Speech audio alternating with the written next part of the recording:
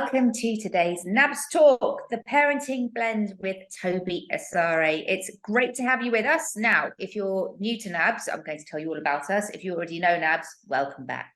NABS is the support organisation for people working in advertising, marketing and media. We are here to help you advance your well-being, and we have a range of support services from an advice line to therapy referrals and much more. Check out our website www.nabs.org.uk.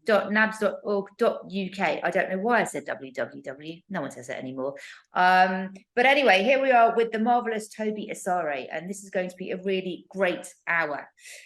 Tobi Asare is managing partner, head of growth at OMD UK. Tobi is responsible in this role for driving the agency's overall growth, as well as developing and implementing effective marketing and PR strategies. Tobi is also deeply passionate about creating opportunities for women in the workplace, and this dedication has led her to write her best-selling book, The Blend: How to Successfully Manage a Career and a Family. And that book is what our talk is based on today. We will pop a link to the book in the chat so you will know where to go and get it. Now, in the book, Tobi is full of insights and lived experience that she's built along the way, building her family and building her career. And she's with us today to share some of that experience with you. Now, we are going to take your questions. You can ask a question at any time. Just pop it in the Q&A box, not the chat box. And I will feed those questions in throughout our discussions as well. I will try and get to as many questions as possible, so don't worry about that. Today, the goal is this. We're going to help you to find some techniques, not just to manage your life as a working parent, but to find ways that you can thrive, both as parents and professional people. This is something that Tobi is hugely invested in. I'm also very passionate about this as well. I have a daughter, I work, as you can see. So we're going to get everyone on the same page for success today.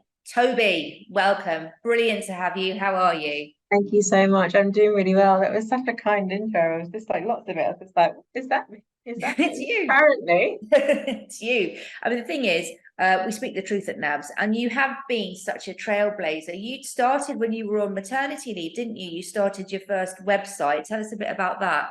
Yeah, I started my bump pay whilst on maternity leave in 2018. Had the idea in 2017 whilst I was very pregnant. Really because I, at the time, was quite proud of where I'd gotten to in my career. I was actually working in financial services, so a completely different sector.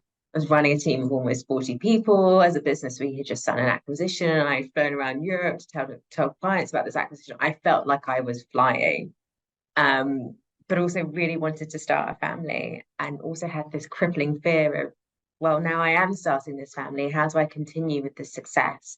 Raise my family, but also grow my career, because that's something I'm deeply passionate about. As I started to speak to more people, I very quickly discovered that I wasn't alone in my thoughts and my questions. And so I was like, oh, okay, I guess I'll be the one to give it a go, and try and unpack the answers for myself just as much as everyone else. Initially, actually started all around money, hence the name, because money is a very big driver as you kind of grow your career and start a family. And now it's kind of evolved to encompass all things, I guess, around kind of growing your career, just living out your wider life goals, but also doing it more confidently. The website's still going, isn't it? It is. It's by the skin of its teeth, in all honesty, because I don't really have time to update it, but it is definitely still there. Well, we'll pop a link to that in the chat box as well, so people can go and investigate. So that was the beginning of your motherhood journey, and you've got 2 kids now, haven't you? How old are they? Yeah, they are just turned 6 and about to turn 4. I find that whenever I tell people how old my daughter is, at any stage, I've always had the reply, oh, it's a great age. Do you get that? Like, I've got a 6-year-old, oh, it's a great age. I've got a 4-year-old, it's a great age. Which actually probably says that, you know, at every stage of your child's development, there's always something really lovely to look forward to. There's hard times, but there's also some good times to look forward to. That's true. That's true. Now, your book's called The Blends because you think that that's a better way of describing it than the balance. That word's often used, but you're transforming that to blend. So practically, tangibly, what does that blend look like in a day of your life? Well, my life. my life is quite different, and I actually quite like that. So my weeks are different from day to day. So this afternoon I'm talking you, then I go into a string of meetings, and then this evening it's quite special. We're celebrating all of our Black talent across Omnicom in the UK. So that means that I've had to get extra support from my children this evening to make sure that, you know, they've got everything they need before they kind of wrap up and kind of go to bed and pick up time. So that's a day like today, and tomorrow is quite similar because it's media week. So this happens to be a slightly kind of out of the usual week. But for me, a blend is definitely sitting down with my husband, my partner, and sometimes my wider network to say, right, what does this week look like? How are we supporting each other in this week? Where are the times and the opportunities that I know that I'm going to have to really kind of get my head down and really focus on work? Where are the times I've got my focus completely on the time on my family? And where is time, believe it or not, where I take time for myself to do the thing for me in the week that's actually really important.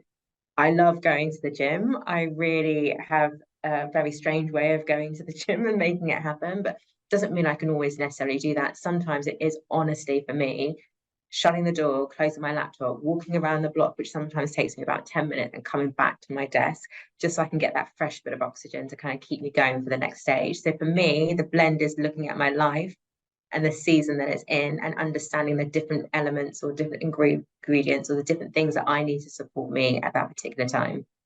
There's so much to unpack there. I feel like we could spend an hour on that question alone. What I'm hearing is that while you can have the variety and the difference that there is day to day, you can only really do that if you've got that planning element, and you sitting down with your family, your partner, your support network at the beginning of each week to anticipate what's coming enables you then to be here, there, and everywhere, because you've done the forward thinking about it, haven't you? Yeah, absolutely. And sometimes it is a little bit last minute panic, but I know in a last minute panic who I'm calling in that last minute panic. You know, sometimes it's my boss to say, I've got a last minute, I've got to run and sort this out with the family. And she's like, go for it. Sometimes it's my mum. Sometimes it's my sister who's currently on mat leave, and she's been an absolute angel, and she has saved me before on half term. And sometimes it's me, and sometimes it's my husband. So yes, we've got that structure, and yes, we plan. Doesn't always mean that everything runs to plan. We'll talk about support networks fully in a bit. So something I really want to explore. One thing I'm keen to pick up on now as well is that you said that you were in financial services, and now you've come over to Adland, and our audience, we're all advertising, media, marketing professionals. So we'll be keen to hear what you think the best thing is about being a working parent in our industry. What kind of challenge have you got here, but what opportunity have you got here? Yeah, I'll start with the opportunity, because I think the opportunity is probably why I moved into this sector. So before, I found it really difficult because I looked around me and I felt, gosh, I can't see anyone that is me, who is a mum who is working outside of the home, because working in the home is also a job. But I can't see a mum who is working outside the home and just trying to make it all happen. And so I really struggled with that, because I think we didn't have many women in our business, but those that we did have maybe had slightly different structures, or maybe didn't have children. And lots of the men who did have children, their wives worked in the home, so the empathy wasn't necessarily quite there. So I made absolutely the right decision for me at that time to actually step into an industry which I felt was more progressive, which I felt was having the right conversations, of which I could see leaders very visibly who were growing their career, but also were doing it with a family and talking about it really openly. So I remember very clearly when I was asked to interview with Laura Fenton, who is our CEO, who's also kind of moving on and just got a brilliant promotion. As soon as I kind of Googled her name to find out who I'd be speaking to, came an article where she was actually talking about her and her family. And I was like, oh my goodness, how perfect. And obviously it's worked out pretty well for me. So I think the opportunity is that we are actually in a sector where we are having the conversation. It may not be perfect, but trust me, having sat on the other side in a sector where maybe a couple of years ago that conversation just wasn't had, and actually, if anything, the conversation was probably more of a negative conversation around working mothers in the workplace. But actually, we're having this conversation, and I think that's so powerful. And then we've got lots of different role models within Adland, of women and men who are talking really openly about their family and how much their family means to them, but actually how it's not a deterrent to growing their career. They're doing it at the same time. Yes, not always easy. So I definitely think that is the great opportunity. And I think the challenge is it's a fast-paced industry. If I look at my week this week, I've got this awesome event tonight. We've got Media Week on Thursday night, and then I fly to Milan on Friday morning because we've got an annual leadership course, which is one of my favorite moments in the calendar in the year. But it means that it's quite a fast and full week. And so therefore I've had to put lots of different things in place that I wouldn't necessarily always do in the week to make sure that my family is in a really good place, and my children are a little bit older now, so I can talk to them about what's happening. And there's a tiny bit of understanding. But I think many parents on the call would probably empathize with just the fast pace of this industry, and that has its ups and downs and can be challenging when you're trying to kind of map out and organize your life at the same time. Very much so. And it's a really great time now to talk about how you build your communities and support network within that. I think it's important to state we're not talking about paid help here. What we're talking about, how you build those communities around you where another mum can do pick up for you, for example, but also those wider communities within the industry where people can, I don't know, give you advice, lift you up. So how have you gone about building those networks to help you? What can we learn from that? I've been really intentional about building those networks, but for a couple of different reasons. I talk specifically about Adland because I came in as, I guess, an outsider, not really knowing anyone. Funny, my best friend works in Adland, but I didn't really understand what she was doing until now. I've got way more empathy. But because I came in as an outsider, I was really, really conscious about making relationships and getting to know different people in different agencies and what they did and about their life, etc. I was really curious. So I just joined as many groups or interest groups as I could possibly do, of which there are many. I'm very, very fortunate that I work within the Omnicom family, so there's lots of different ways to kind of do that. So working parents and carers group that we have here, we don't always get the opportunity to meet, but at least there's a Teams conversation going, different kind of WhatsApp groups within the industry. So again, I can just learn from different people, how are they doing it? What are their different tips and tricks? I'm having a really tough day. I had those calls of people that sit outside of my agency that I call friends to say, I'm finding this really difficult, and often they will say, I've been there, there's hope, here's how I tackled it, or I'm just here to listen. And often we just need that so desperately. So that's, I guess, the community that I've kind of built within Adland. But also outside of that, I always say quite closely that my friends, they are my family. I'm very fortunate that lots of us have had children roughly-ish at the same time, not all of us. So we definitely kind of understand. And if, for example, if I'm doubting myself, I remember coming for this job now almost 2.5, almost 3 years ago, and I was like, well, should I, can I? And my friends were like, absolutely, go for it. And sometimes that's just the voice that we need. And I also want to kind of give a bit of a shout out to something like therapy and the different services that NABS can also kind of direct people to and offer and help people with. I think that's so important for parents. Even if you think from a mental well-being perspective, even if you feel fine and fantastic, I think we really struggle to sometimes put ourselves first. And I've only done kind of 2 therapy sessions because we have them offer here at OMD where you can get 6 in a year, which is absolutely fantastic. But for me, the biggest takeaway from those sessions was like, oh my goodness, there was someone there to just listen to me. Like there was no one saying, mummy, mummy, mummy, or Toby, can you do this? Toby, we've got a deadline. It was just someone that was just there just to listen to me, and I could share whatever I felt like I needed to share in that moment. So I have a lot of time for things like that. I don't think we can overstate the importance of looking after your own mental wellness. And you alluded to it before when you were talking about the importance of looking after yourself and finding someone who may be a therapist, and NABS has got the therapy referral service. Perhaps you've got another friend or another counsellor that you can access. but also that going to the gym piece as well, or that thing that you've got that you do for you, those are all really important pieces of it. What do you think are other really good ways to support your mental wellness as a working parent? I think knowing what your trigger points are. I had a conversation, Laura and I were talking about this yesterday at another event that we were doing, and she's got very, very clear points for her that she knows. For example, if she doesn't do X in a certain number of times a week, then those feelings of overwhelm start to really build up.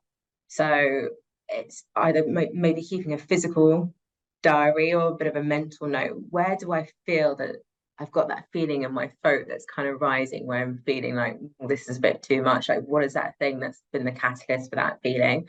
And therefore, how can I manage that thing or either remove it from my life? And for me, sometimes it is just looking at my diary and just thinking, wow, something has got to come out. And sitting down sometimes with my team and reprioritizing and saying, okay, right, what can we share? What can I take from you? What can come out, and maybe aligning that with, you know, my line manager to make sure that they're on the same page and articulating this is why we've actually reprioritized XYZ. It could be for mental well-being, it could be for other reasons. So those are some of the practical ways, I think, other different ways of kind of looking after yourself, but also kind of accountability. I'm not the best at this, so I should say at the top of this, everything I'm talking about, I'm also very much a work in progress. It's not that I've got it nailed. But there's someone in our business that we have said, we're not very good at it, but we've said that, you know, periodically we'll just check in on each other and just make sure that we're okay. Like, is everything okay with you? How's everything going with your team? Like, what are the pressure points? If you need to talk, I'm here. So we've said that we'll do that for each other. And so, yeah, there's someone in the business or mentor or someone like that you can have that accountability with. And also, like, are you taking on too much? Somebody to question you. Are you taking on too much? How's that feeling for you? I think those are really some helpful tips. What about the really big question of, if you're not working somewhere where you're getting that support, where you don't have that manager who will understand if you say, my head is about to burst with stress, please can I just do that thing next week? If you don't have other people perhaps who are working parents, there isn't that role modeling within the organization, what do you do in that situation? Very, very good and big question. Huge. I think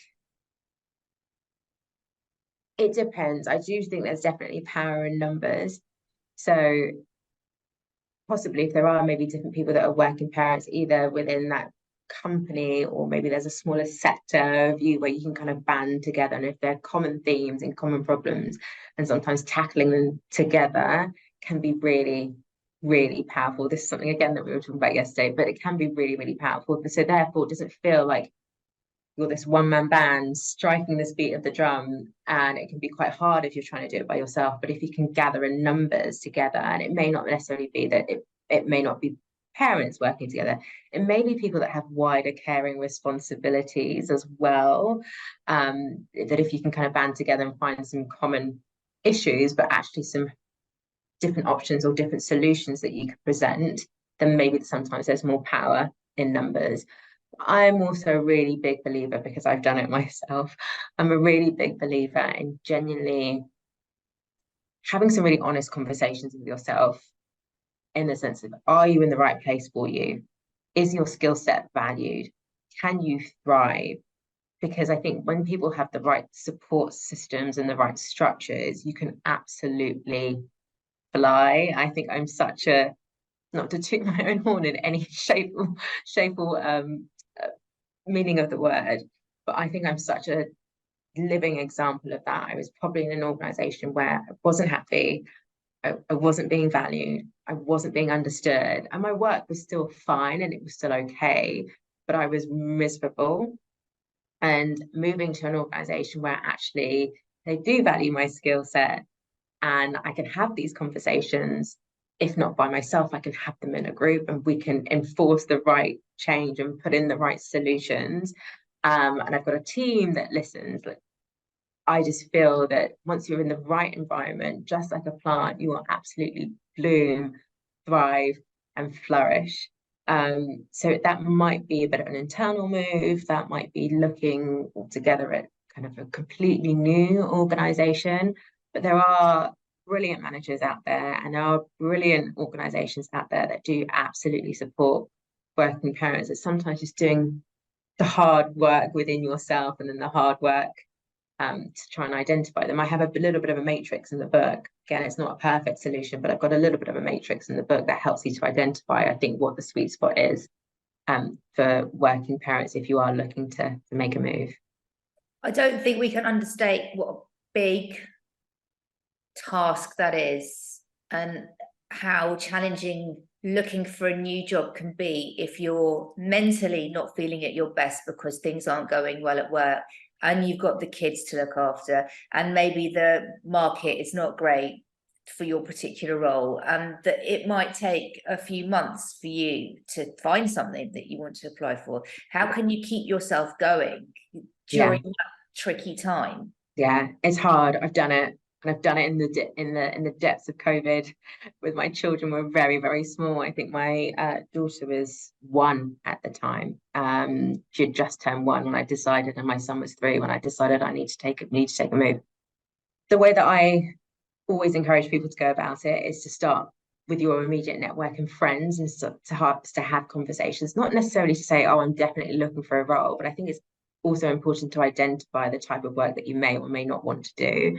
So just have conversations to understand what they do, what's interesting, what's their organization like, for working parents. Ask those questions. Are there any bits of the business that are growing a little bit faster, and therefore they may have scope for growth and may be hiring now or later? Is there anyone that you would recommend that I have a conversation with in your business that you think I'd really get on with? Because it may be that, like you say, it can take a long time. It may be that there's not a role today, but if you have a really warm conversation, there may be a role in 6 months' time.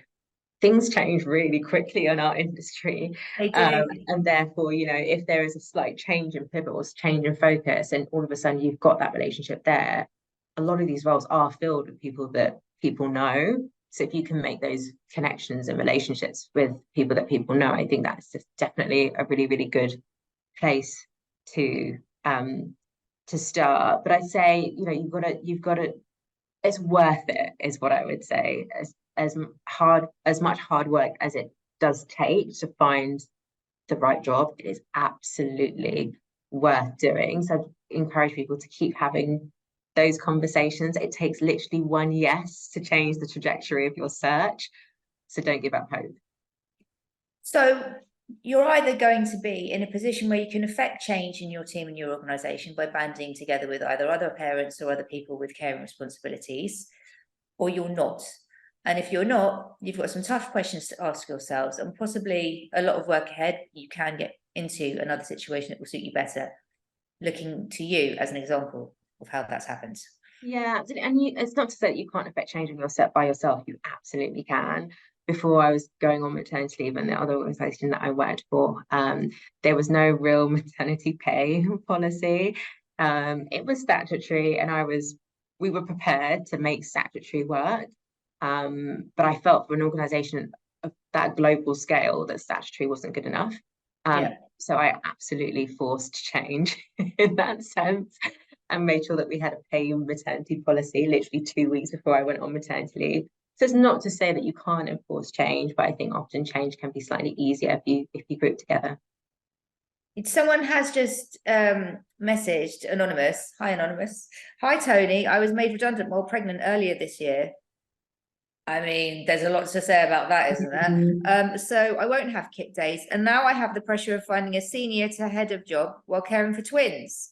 Any advice on how to manage the work search and stress while I'm so busy with family responsibilities? So you explained some of that there, but is there anything more specific that we can offer here? That's quite a lot, in terms of, obviously, massively sorry that you've that your job isn't there for you anymore. That's really, really challenging. My advice wouldn't be too dissimilar, in terms of just really starting to have conversations with your own personal network, anyone that you've worked with in the past. Let them know, that you're kind of available, and that you're looking. But also, it's hard with 2 little ones and twins, and I don't know how much support you have in terms of a partner or friends or family, if you can ask for favors of which you may be able to pay back in kind in some way, shape or form in the future, I would definitely be asking for help to say, you know, can I just have an hour of time to kind of get my head down and, you know, get my CV together, because obviously that's a task in itself and takes a lot of time. So I would definitely be asking for help from friends and family. But also there's lots of job-friendly job boards I should have mentioned, or family-friendly job boards that I should have mentioned actually, that can maybe help speed that process up. So there's one called Daisy Chain, there is one called, I think it's called Flexible Working People, there's one called Flexer, and obviously there's lots of job boards within our industry as well that have lots of opportunities going, but maybe the family-friendly flexible ones are actually a really good place to start, because you would hope also during that interview process they're very understanding to the fact that you've got 2 kids, and maybe they're kind of flexible from the very beginning in terms of how you interview, how you talk with them, for example. But yeah, and also LinkedIn is a fabulous tool. But yeah, really sorry to hear that has been the case, but I hope some of those responses help. That is really tough, and we wish you all the luck, Anonymous. Yeah, and if anyone on here has a job to offer, Anonymous, go for it. There are a couple of themes that have arisen for that I want to explore a bit more. So something to go back to that I think we can talk about further is this notion of building that immediate network to help you. And I'm very mindful that while we talk about being able to ask your partner for help, not all of us on the call have a partner. Yeah. All of us live near our family, and not all of us have a large friends network. So how do you go about finding those people who will take the twins for a couple of hours while you do your CV, or who will babysit so that you can go to that events? Yeah, absolutely. It does require a little bit of opening up of yourself. I do think to kind of build those relationships, attract people into your life, you do have to be willing to be a bit open about, you know, making friends and building new relationships. But you know, places such as nursery, for example, if your child goes to nursery, or childminders, trying to find other kind of like-minded parents in those environments can be awesome. School as well, if your kids go to school's a really good place. I know that I can't make every single school coffee morning or this event or that event. I try my best to make as many as possible, but I know if I can't make them, I may say to a couple of parents in advance, I can't make this thing, but please can you make sure you cheer for my son really loudly so he feels the love. And I'll have a conversation as well with him before that event as well. So I do think places like that. But also for anyone, this might sound a bit old school, but if anyone uses Facebook group, I love a good Facebook group. And they tend to have really good local community options. So for example, when I used to live in Wimbledon, there's SW19 Mums, which is like packed full of thousands and thousands of parents. And it can feel really daunting, but you could put a message on there to say, hi, I've just moved to the area, or I've just had a baby, or this has just happened in my life and I'm actually looking to meet more parents in the area. And you can use your child so that my child can connect and have more kids locally their age, if you don't kind of feel ready to share that you want to also make relationships or kind of make friendships.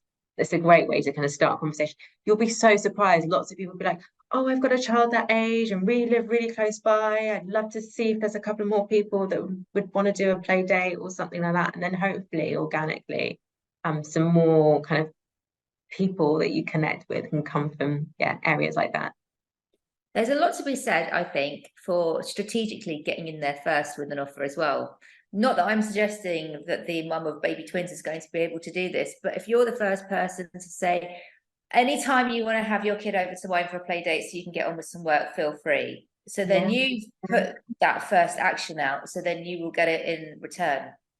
Yeah, absolutely. I think it's such a good thing. It's like I said, it's like putting yourself out there. And I think lots of other people will recognize that as a signal of, oh yeah, actually, yeah, why not?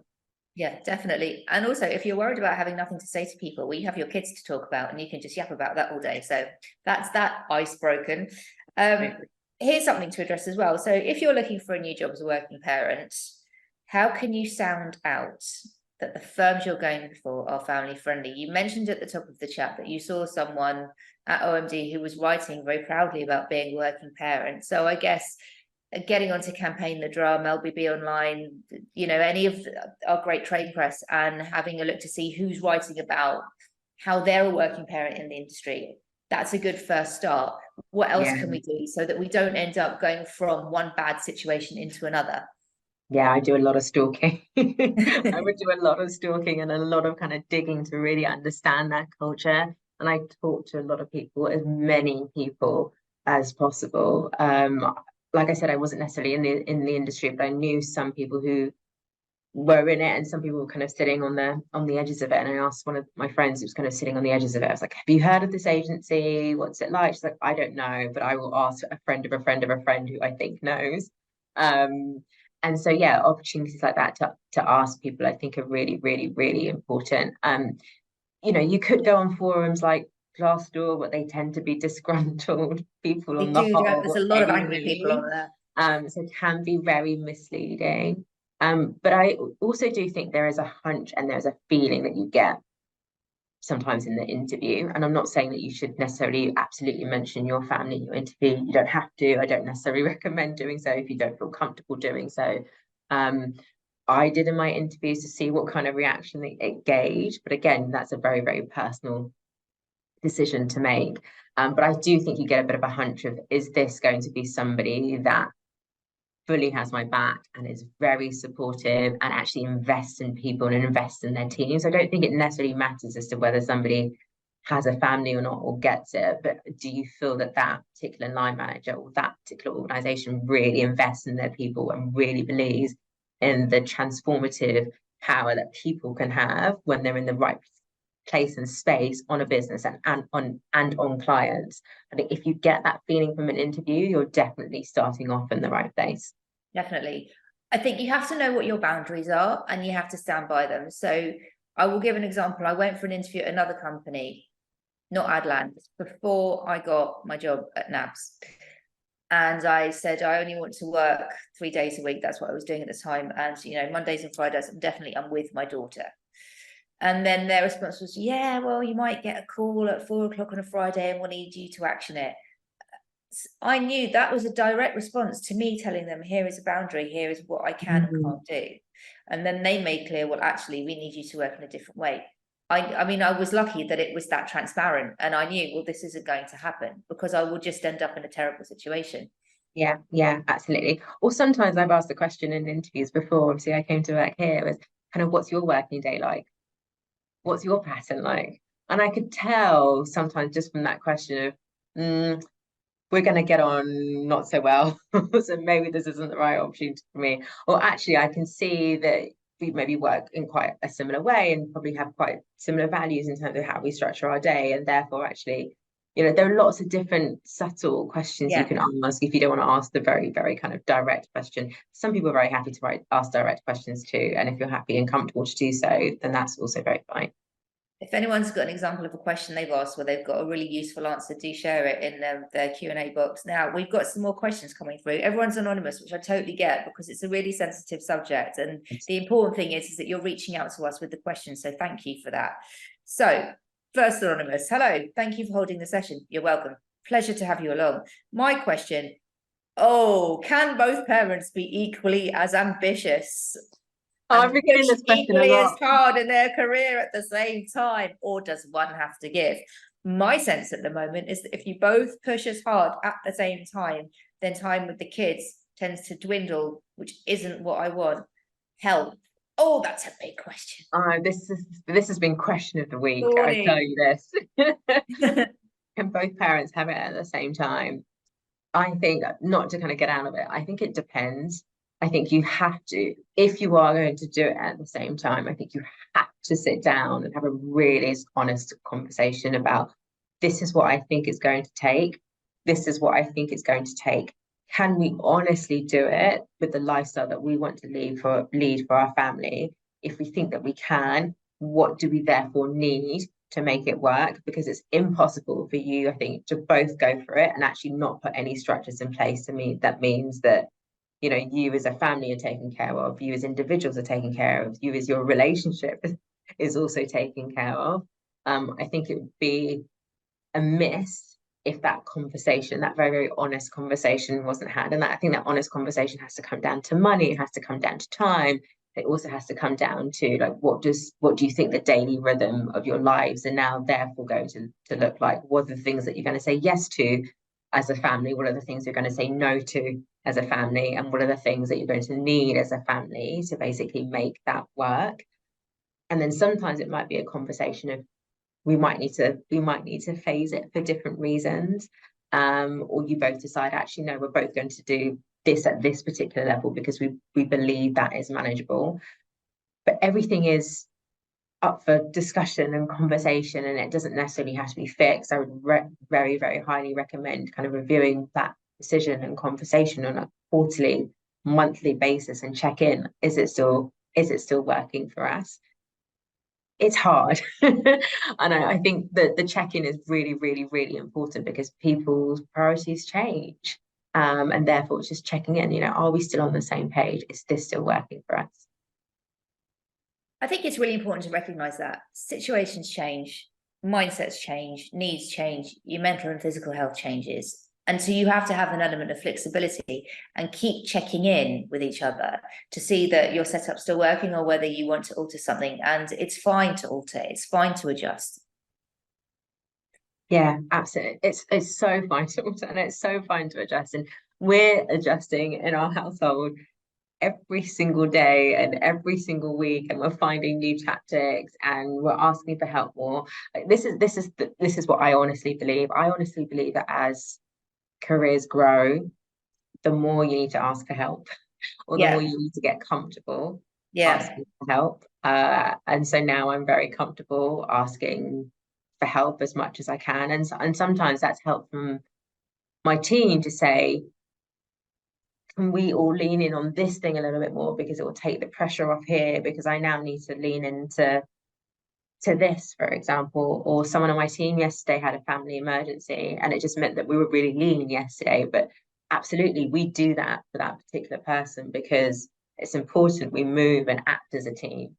Indeed. We did have a question from someone about how do I feel as though I'm not imposing on people and I ask for help. We've spoken quite a lot about that subject, but if there's something that we haven't addressed that you'd like us to, please ask us a specific question and we'll address that. Here's something that's given me a lot of memories. I recently returned back to work and being hit with the nursery bugs, sickness bugs, conjunctivitis and COVID all in 4 weeks. That is terrible luck. I'm sorry to hear that. Found it difficult to handle this with work as I feel guilty taking time off. Do you have any advice on managing this anxiety? I will never forget wiping the conjunctivitis out of my child's eye when she was about 1.5 years, desperately wiping it out so that she could go to nursery, so that I could get to work. I apologise to any parents whose child will have got conjunctivitis as a result of catching it from mine. But it's a real thing, especially when they just start nursery and they get everything and you've only just gone back to work. Yeah, we've all been there, right? We've all, oh, at least I've done it, where you're given the cow point, you know you're not supposed to give the cow point. Yeah, it's like, now get in there and you run off. You have the morning at work, right? Before that phone rings again. Oh goodness, it's really, really hard. I think if you are in a partnership with somebody, and I appreciate not everybody necessarily is, I think if you are in the partnership with somebody, that conversation about how you're going to tackle that is really important. I always say to people, if you are in a partnership, please, please, please don't put yourself as the childcare martyr. If anything, if you're in control of that form as to who they call first, maybe put your partner's number down first, so it's not an automatic phone call to you. So I think that's like a really important kind of step number one. Step number two, in terms of managing the anxiety and the guilt, it's really hard. I almost feel like we shouldn't feel guilty. There's nothing that you have done to cause that bug or that sickness. It is just a fact of life, in the same way that we sometimes fall sick, and there's absolutely nothing that we could have necessarily done to control that or prevent that from happening. Your children's health is of the utmost priority, and therefore I think you shouldn't feel guilty for looking after your child if they are unwell. They're a small child and there's no way that they can nurse themselves back to health. You have to absolutely be there for them. So I think if that helps remove a little bit of the guilt, I hope that's in some way has been helpful. But it's also having that conversation with working with team and saying, look, I've got this situation, this is what I can do, or this is what I cannot do, these are the solutions that I'm picking, and this is what I'm putting in place, or actually it's such short notice I can't put that thing in place. There's going to be a time where somebody in your organization also falls ill, or their child falls ill, and it's going to be the same for them. It happens, really can't avoid it. And I feel like this advice I'm giving is not as practical, but I guess what I'm trying to say is that you can't control the uncontrollables. No, you can't. And I'd say it's also worth checking out all of the policies when you start as well, so you're prepared. So, for example, at NABS, we have a certain number of days where we could take dependents and carers leave. Yeah. One is emergencies and one is planned, so that there is some space if we need to be there for a family member. So it may be that your organisation has that as well. And if they don't, then that's a conversation that maybe you could have. We've got another guilt question. I mean, I imagine everyone on here has experienced the parenting guilt at some point, haven't they? I constantly feel awful for working when my little one gets back from school. I feel like I'm trying to be great in everything and failing at it all. Do you ever feel the parental guilt? I had this exact conversation over dinner with some friends 2 weeks ago, where I was like, I'm doing everything at about 10% here. So I've got a couple of things to say on that. One is that we're talking about school. The system is broken. The system is fundamentally broken in the sense that the school hours do not reflect the working day. The school holidays and terms do not reflect normal working patterns. So that guilt that we often feel is not always our fault, and largely 9 times out of 10, it's got nothing to do with us. It is because the system is broken. So if anything, if you want to write that on your mirror every morning where you feel those pangs of guilt, it's to say the system is broken, and we're all here trying to overcompensate because the system currently isn't conducive to modern working patterns. I hope that alleviates some guilt. And there is a piece of research I really need to get out because I think it's absolutely fascinating as to who said this. But I have heard this many a time, that in terms of what your child needs a day, I believe it's a day, it's 15 minutes of quality time. That's what fills up their love tank, or that's what fills up their feeling of, right, I feel good, I've had that connection with my parent. And often we're there trying to kind of overcompensate and kind of give them hours and hours and hours of time. They don't really have that amount of capacity in terms of attention span or kind of energy to give in terms of human connection. So sometimes it's just focusing on those small moments. I know I don't have heaps of time to give. And this morning I almost missed my train, but it's because I sat down on my son's bed and we just cuddled. We don't all often get time to do that. And it knocked on my time to kind of getting ready and getting out the door. But for me, that was a really important moment, and it was just a moment, and I know he valued it and I really valued it. So 2 things there: the system is broken, and 15 minutes. We had Kate Silverton, the broadcaster turned child psychologist, on for a NABS talk earlier this year, and one of her recommendations is that you spend 10 minutes a day playing with your child, which I don't get to do that every day. I should make space to do that every day. I mean, we all should, right? But when I do it, I can really see the value of it, not just for my daughter, but for me as well. Yeah. Because we've just done something and spent some time. And, whether it's doing a sticker book or just like playing Barbies for 10 minutes, it doesn't matter. You don't have to spend any money. It's just spending some quality time. And she's happy. Yeah. Yeah. So, guilt can do one is the sum total of that, although it's a big thing to get over. Here's another question from, it's another anonymous. With the high cost of childcare and little government support to balance this out, do you think companies should do more to help with the costs to ensure more women can return to work or not work for free? So this kind of connects with something that I wanted to address, is that when you're at the top of the ladder, so let's say when you got to your position, you 100% need help. And I'm not making any presumptions about your particular financial situation, but generally people at the top can afford childcare, whether that's nursery, nannies, whatever.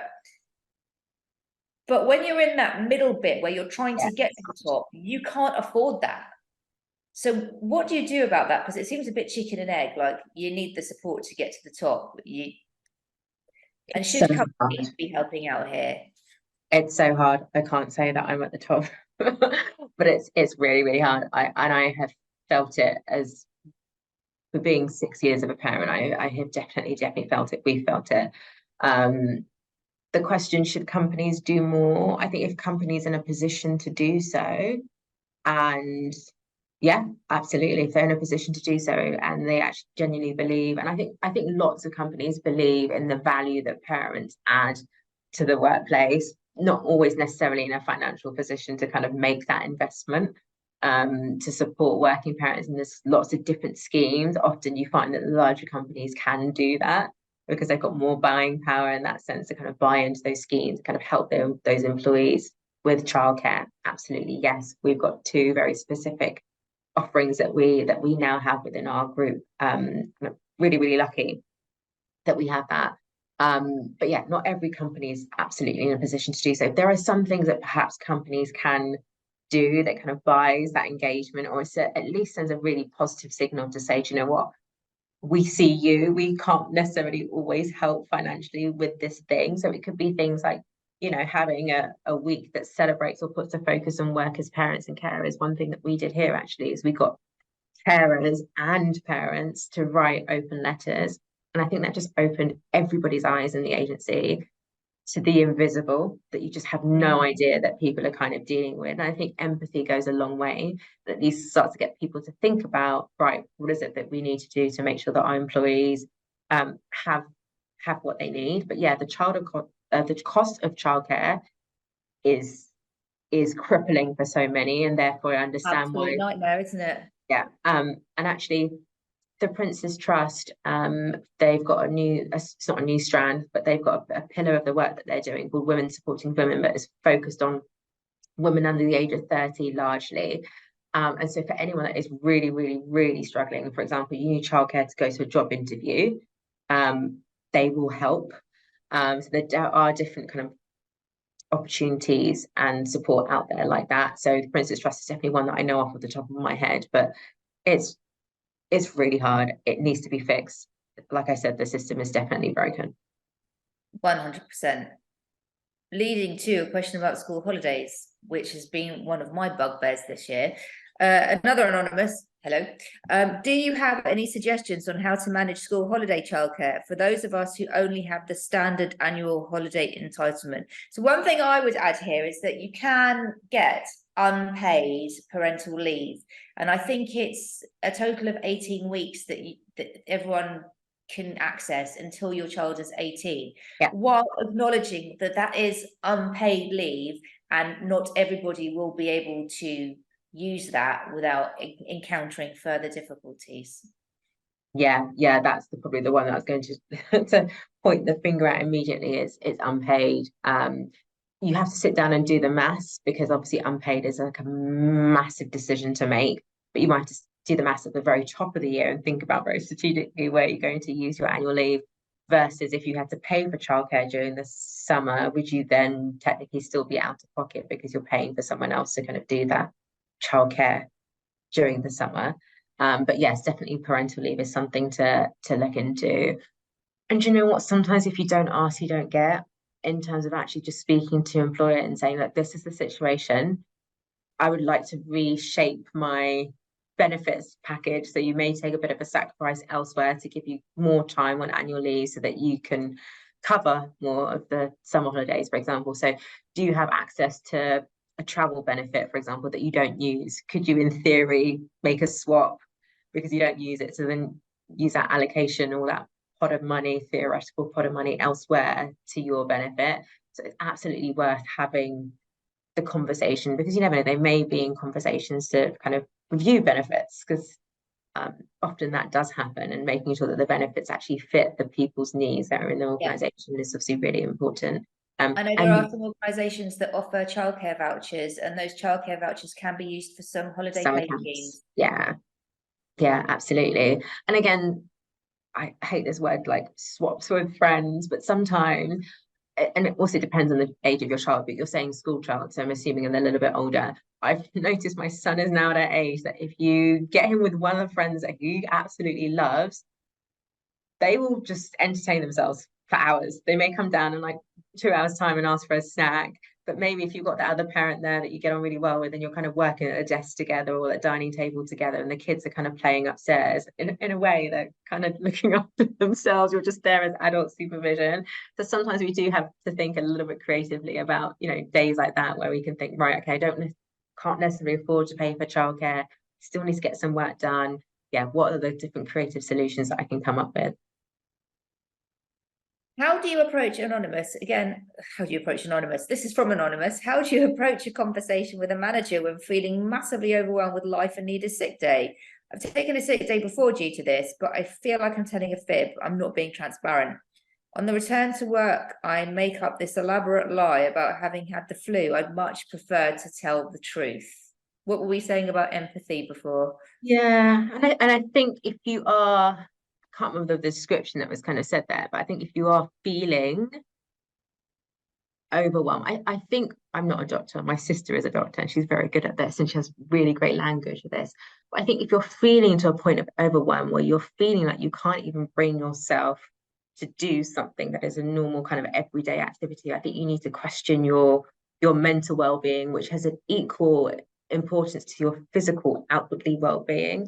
Just because when we're physically sick, you can physically see it, you can see those symptoms in the same way that we have to look after our mental well-being. So it's actually looking for those symptoms from a mental well-being perspective and saying to yourself, like, am I mentally well enough to carry out the day-to-day tasks? And if you don't feel that you are, then that's something that needs to be tackled, and you need to see to it and treat it in the same way that you will do a physical ailment. So you're not lying.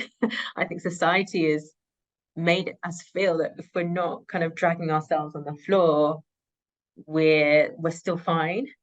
So I think, yeah, you're not lying. I don't feel like I'm answering this question well, but I feel like I'm getting the sentiment across. You know, your mental well-being is just as important as your physical well-being. So sometimes it is just saying, I mentally feel like I am at capacity and mentally cannot cope, and therefore I need to make sure that I am looking after my mental health, and I need to go and speak to my doctor, for example. Definitely. And anonymous, I would also say, please give NABS a call. We can help you to work through those feelings of overwhelm. We can get you to look at the support you might need, and we can also work through those conversations with you so that you feel more equipped to be honest in the way that Tobi suggests. Another anonymous. I was a bit late to the call, so I'm not sure if this has been covered already, but do you have any advice for mums who are self-employed? We haven't covered this already, or running their own businesses, dealing with the juggle and overwhelm. I feel like I'm so stretched. I'm not on top of my work or jobs at home and not spending enough time with my daughter. It's like I'm not doing anything well enough. I mean, I think that's a common theme. The freelancers, business owners, employees. But is there anything really specific for a business owner that we can address here? Yeah. I do definitely cover a little bit of this in the book, and now I've thought of an organisation, and now the name has actually escaped me. There's a really, really brilliant group. Oh, it's going to annoy me. It started as a Facebook group. It's now evolved, but it basically is a group of self-employed parents coming together. And there's a podcast. I think the podcast is called Doing It for the Kids. But there's a podcast that also kind of, and lots of them are actually in the creative industry as well. It has brilliant advice and brilliant tips and makes you feel kind of less alone. It's really hard. My husband runs his own business, and you can see that, you know, he doesn't have annual leave in the same way that I have annual leave. You know, when we talk about annual leave, we probably, you know, end up in a bit of an argument because to him that's loss of income.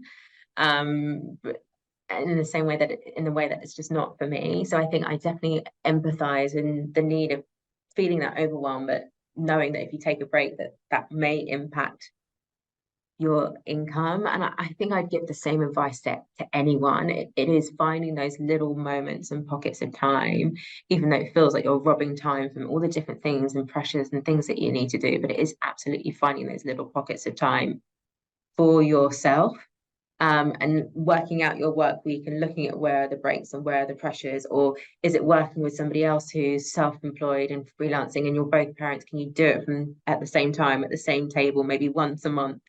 You know, where your child has made a friend to kind of play with, so it kind of takes the pressure off you. I guess I'd say to that particular person, if you're self-employed, also just find community of people that are kind of doing similar things. I think you'll feel less alone. The overwhelm might not necessarily go away overnight. But yeah, my answer would be definitely, try and find community in those little pockets of time.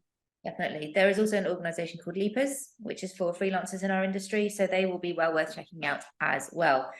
Well, this has gone very quickly. We've only got time for one more question. And I've got a load here on my sheet that I didn't get to ask you. It just goes to show how invested people are in this topic. So Yeah, I'm really glad we've definitely. had space for this conversation today. Right. What are your thoughts? Anonymous again. What are your thoughts on working compressed hours in terms of the work versus time with the kids balance? For example, I work my 5 days in 4, so I can have one dedicated day in the week with my kids. We have at least 2 people on the NABS team who work compressed hours, by the way. So one of my thoughts on compressed hours, I think it's a really good thing if we can make it work, for sure. Like, I'm very, very supportive of people working different working patterns. I mentioned Laura a lot because she's awesome, but she talks quite publicly about she's worked almost every single different flexible working pattern you can possibly imagine, and it's clearly works kind of very well for her. So I think if you are, I think with anything when it comes to flexible working is being really, really flexible in terms of your approach as to what is and what isn't going to work, and being really willing to kind of tweak it here and there in terms of what works for you, but also what works for the business, I think is the best way to approach it. But absolutely, if you can make compressed work with the workload, I think what's also really important is just having a really clear and open conversation about boundaries with your team and your line manager, and for everyone to understand what those boundaries are. And also, we don't do this enough, but make a definition as to what is urgent, because not everybody people outside of working, maybe people outside of your immediate team that don't necessarily really understand why you're working compressed hours, or don't necessarily understand your compressed hours, may say, hi, this is urgent. But actually, if you've got a real definition of what is urgent, you can say, right, okay, yes, I'm stepping into that. But if that thing that is so-called urgent doesn't meet your agreed definition of what is urgent, then you can actually deprioritize that. Definitely. Amazingly, we've come to the end of our hour. That went so quickly, and I'm so glad we were able to answer so many questions as well. I've got so many takeaways from this. I think for me, that sense of being organized and planning out your week, but also the power of community and your ability to build a community that will help you and you can help them will be invaluable throughout your journey as a working parent. So make sure that you start to surround yourself with the people that will help you. And if you need any more help on that, Tobi's book is great. There is a link to that in the chat. I would also say NABS has a podcast, and Tobi will be appearing on the podcast in a few weeks' time. We will publicize the broadcast date of that, where we will be exploring some more of these issues. But in the meantime, read Tobi's book. It's full of great advice, and we've just posted another link to NABS in the chat as well. We are here to help you work through any of the issues at hand. We are very much behind working parents, so we are here for you. Give us a call for any of those issues that you need a hand with. In the meantime, it just remains for me to say another huge thank you to Tobi. You've been absolutely brilliant. Give your kids a big cuddle from us all when you get home tonight, very late, I imagine, and enjoy your manic week. And thank you so, so much for sharing your insights and your experience with us. Oh, thank you. It's been such a pleasure. And thank you, NABS, for the incredible work that you do. Our industry desperately needs you. So yeah, thank you from me to all of the team. Thank you so much. And thank you everyone for joining us on the call today. Take care, everyone. Bye.